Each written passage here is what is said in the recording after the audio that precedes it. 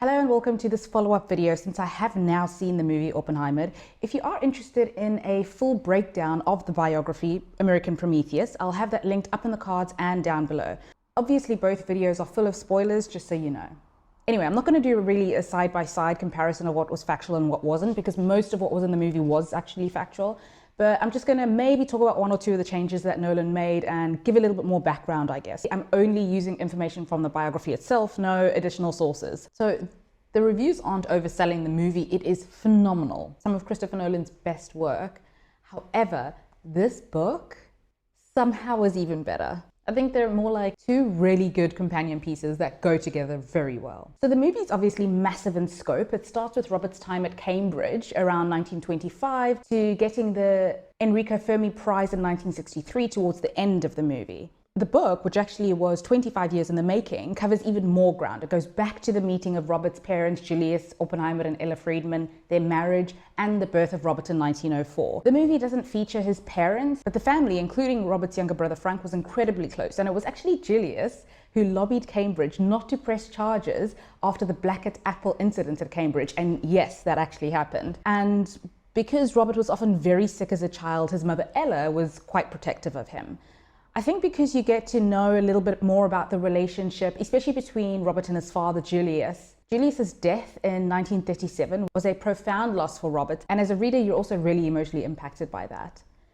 Robert's health was also extensively detailed in the book, and maybe you can see hints of that in the movie. I mean, he was brilliant and mesmerizing, but there was always a kind of fragility about him. Robert struggled quite a bit with a lingering bout of tuberculosis, which caused him to lose weight, and during his time at Göttingen, he was often sick with frequent colds and a persistent cough. The fact that he chain smoked didn't help matters. His decades of smoking would eventually catch up with him, and he would be diagnosed with cancer in 1966. He went through several treatments, but he would eventually die in his sleep at the age of 62 in 1967. By the way, even though it was John F. Kennedy who had named Robert as a recipient of the award, he was shot before the ceremony, so it was President Lyndon B. Johnson who presented the award to Robert instead.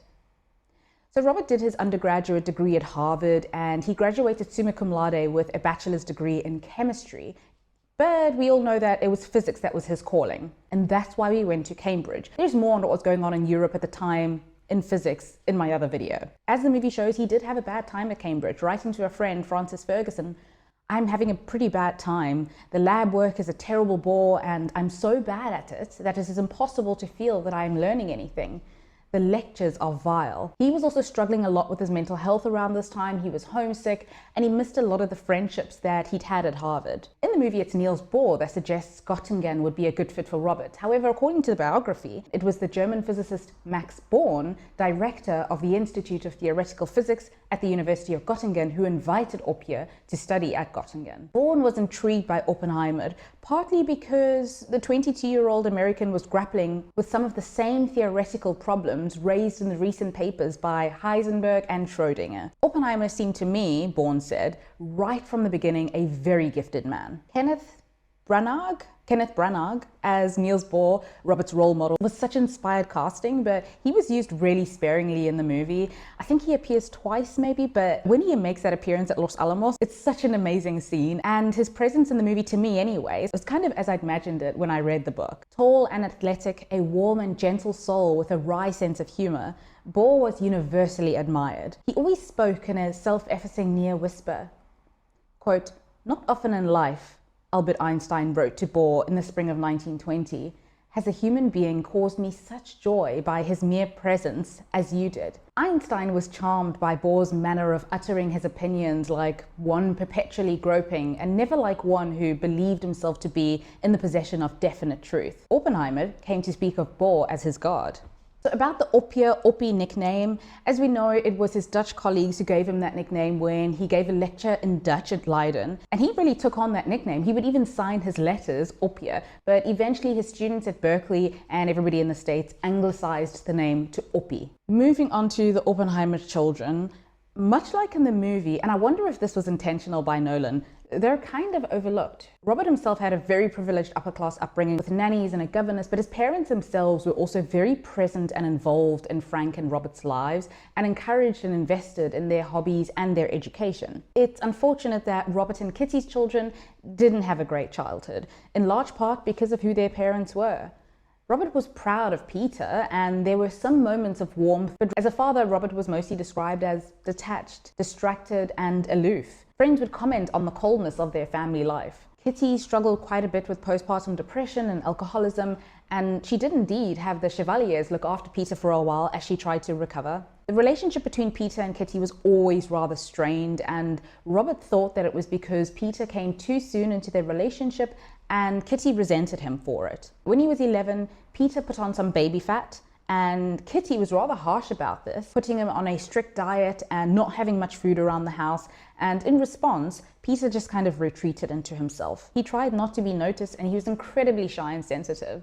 People noticed that he seemed starved for affection. He would also later struggle in school and came home one day distressed because one of the children told him that his father was a communist. He would grow up to be a sensitive and intelligent man, but he became estranged from his mother, and friends noticed that Robert was unable to protect him from Kitty's moods. If there was any trouble between Kitty and the kids, Robert would generally take Kitty's side. Later, Peter would spend his life in Santa Fe as a contractor and a carpenter, and he wouldn't tell people that the father of the atomic bomb was in fact his father. He never spoke of that connection. Kitty did seem more loving towards her daughter, Toni, but she also really depended on her, often treating her like a handmaid. And in her teens, Toni started to rebel, so they often fought. Toni was very smart, and by the time she had graduated from Oberlin College, she could speak Italian, French, Spanish, German, and Russian. But as an adult, she would suffer bouts of depression, and she admitted to the resentment that she had towards her parents and her upbringing, even though she spoke lovingly of her father. Sadly, she would later take her life after being denied clearance for a job at the UN. She was denied clearance for this job because the charges against her father were kind of all dredged up again. Peter did go on to have a family of his own, but the story of the Oppenheimer children and their upbringing was a rather sad one. So, after Germany's surrender, it's pretty clear that Robert wanted to move full steam ahead, even after the new target was announced. They weren't in a race against the Nazis anymore, and nobody thought that Japan even had a bomb program. Oppenheimer voiced no disagreement with the choice of the defined target. Instead, he seemed to have initiated a discussion of whether such strikes could be mounted simultaneously. He thought that multiple atomic bombing would be feasible. General Groves vetoed this idea and then went on to complain that the program had been plagued since its inception by the presence of certain scientists of doubtful conviction and uncertain loyalty. We see Robert acquiesce in one such scene in the movie after Groves says something like this. He wasn't even ambivalent about dropping the bombs on Japan. He was in the room frantically giving instructions to two senior officers designated to supervise the bombing run over Hiroshima so that they could drop the bombs as efficiently as possible. And when Teller presented him with a petition drafted by Szilard, Opia expressed real anger, asking how could scientists judge a way to end the war. He also spoke disparagingly of Szilard, according to Teller's memoir, and he didn't expedite that petition to Washington. And to be fair to Robert, he had no idea what the situation was in Japan and in Washington, but maybe in some ways this makes his decision not to join the dissenting scientists seem kind of worse. So when it came to Japan's potential offer to surrender before the bombing, what did Washington know and when did they know it? In the scenes in the movie showing those secret meetings about bombing Japan, it seemed clear, to me anyway, that Japan wasn't an existential threat to the US at that time. The book makes the case that dropping the bomb was more an option than it was a necessity, and there were a lot of debates behind the scenes in Washington about it. President Truman seemed receptive to the suggestion that political steps be taken to secure Japan's surrender. They could end the war without the use of the bomb. According to General Dwight D. Eisenhower, when Truman was informed of the existence of the bomb at the Potsdam Conference in July, he told Stimson that he thought that an atomic bombing would be unnecessary because the Japanese were ready to surrender and it wasn't necessary to hit them with that awful thing. Finally, Truman himself seemed to think that the Japanese were very close to capitulation. Writing in his private handwritten diary on July 18, 1945, the president referred to a recently intercepted cable, quoting the emperor to the Japanese envoy in Moscow as a telegram from a Japanese emperor asking for peace. The cable said unconditional surrender is the only obstacle to peace. However, Stalin had also promised Truman that the Soviet Union would declare war on Japan by August 15th, and Truman wanted the war over before the Russians came in. And the way to do this would be the use of this new weapon. There was also that strange conversation that Truman and Stalin had at Potsdam. Truman coyly confined himself to a cryptic reference. On July 24, Truman wrote in his memoirs, "I casually mentioned to Stalin that we had a new weapon of unusual destructive force. The Russian premier showed no special interest. All he said was that he was glad to hear it and hoped we would make good use of it against the Japanese." And on August 6, 1945, the bomb was dropped over Hiroshima, and on the 9th, over Nagasaki. The portrayal of Oppier's regret in the movie was beautifully done, where he was imagining his adoring audience as victims of the bombing. And according to the book, on occasion he spoke publicly about Hiroshima, and he did so with a vague sense of regret. In June 1956, he told the graduating class of the George School, attended by his son Peter, that the Hiroshima bombing may have been a tragic mistake. America's leaders, he said, lost a certain sense of restraint when they used the atomic bomb on the Japanese city. A few years later, he gave a hint of his feelings to Max Born, his former professor in Göttingen, who had made it clear that he rather disapproved of Oppenheimer's decision to work on the atomic bomb. "It is satisfying to have had such clever and efficient pupils," Born wrote in his memoirs, "but I wish they had shown less cleverness and more wisdom." Oppenheimer wrote Born, "Over the years I have felt a certain disapproval on your part for much that I have done. This has always seemed to me quite natural, for it is a sentiment that I share." In 1960, Oppier visited Tokyo, where reporters greeted him at the airport with a barrage of questions. And this was his statement regarding Hiroshima and Nagasaki. "I do not regret," he said softly, "that I had something to do with the technical success of the atomic bomb. It isn't that I don't feel bad, it is that I don't feel worse tonight than I did last night." The book does go into quite a bit of detail about Robert's mental state at the time, and then obviously his efforts to lobby and advocate for international controls.